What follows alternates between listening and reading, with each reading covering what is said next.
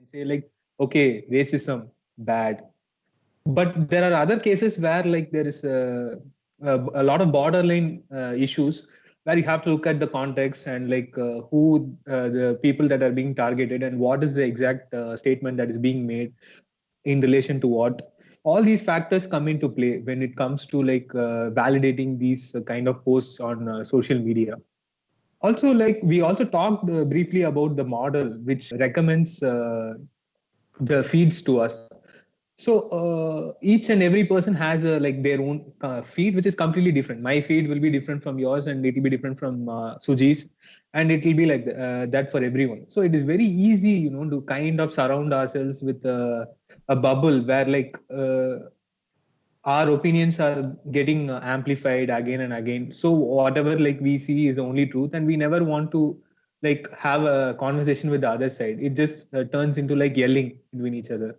Right. So that is kind of another issue where, to an extent, like people say that Facebook or like some social media interfere with the elections, the US elections, for example, in 2016. Right. And when that question was like posted to Mark, he's like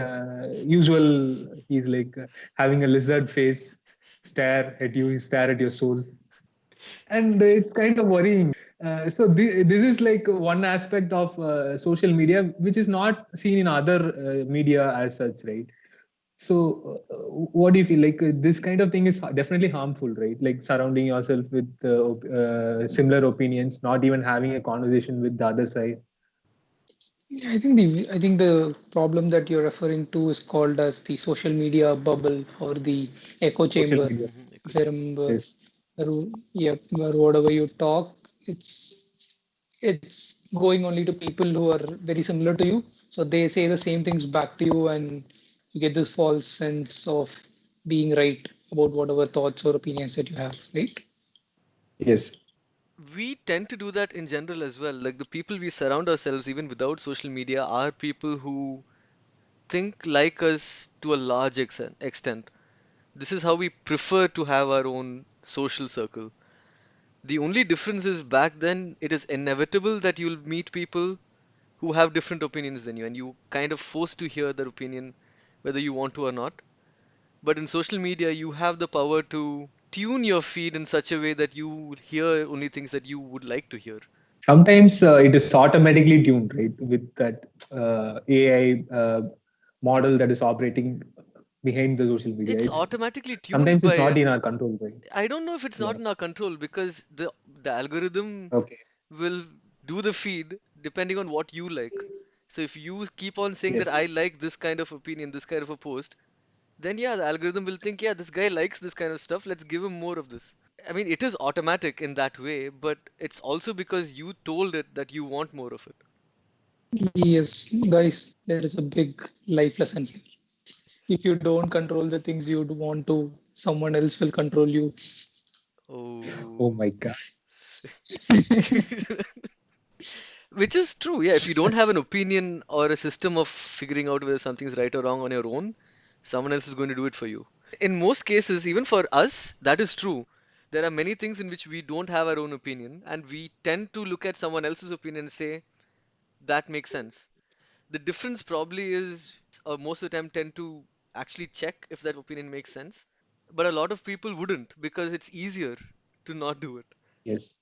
Say if you consider someone as a credible source, then you're not Hmm. gonna fact check whatever they're going to say. I Exactly. think that is also an issue that is there where people are a bit lazy.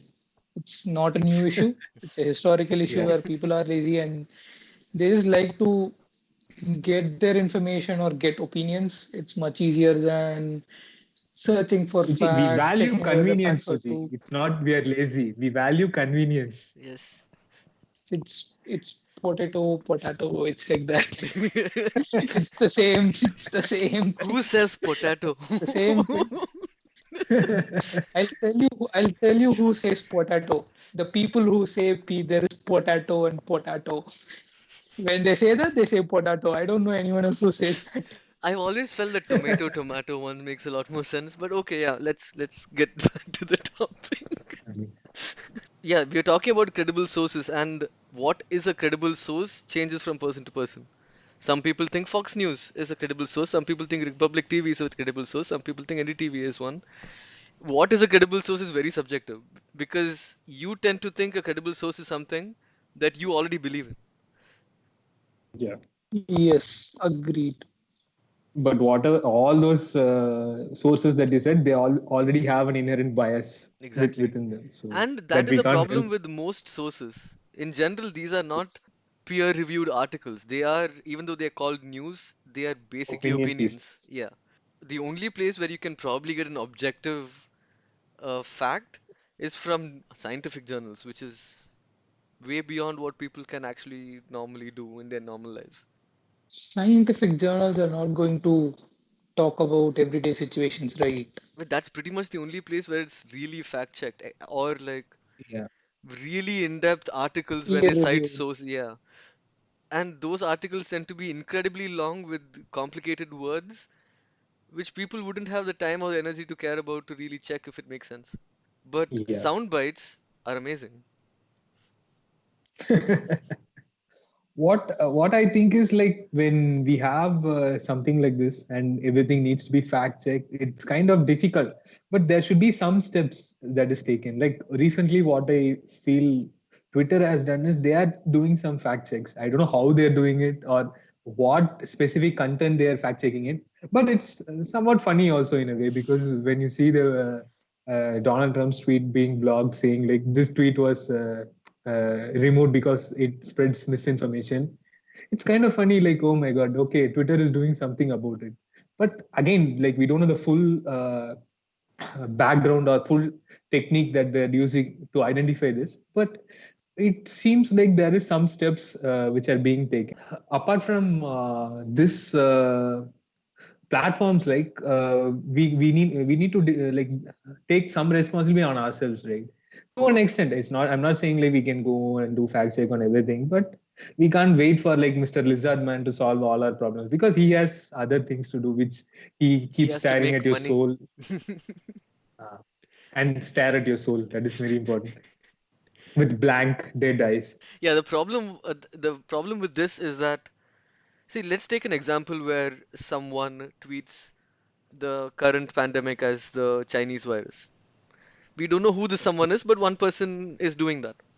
And let's say Twitter blocks the tweet or marks the tweet as misinformation and it says why. Let's say there will be enough people in the world that thinks that the reasons that Twitter says is also misinformation. Yes, that is absolutely true. There are definitely a bunch of people who think that, argue for that, and even that Yes, certain someone itself promotes that kind of thinking. exactly. So even if you can fact check something, you need to trust that the fact is indeed a fact that cannot change. And many people think that facts can be changed and are not facts but opinions. And emphatically said opinion is a fact in this world. If your Uh, opinion gets 150,000 likes, it Yeah, is close to a fact.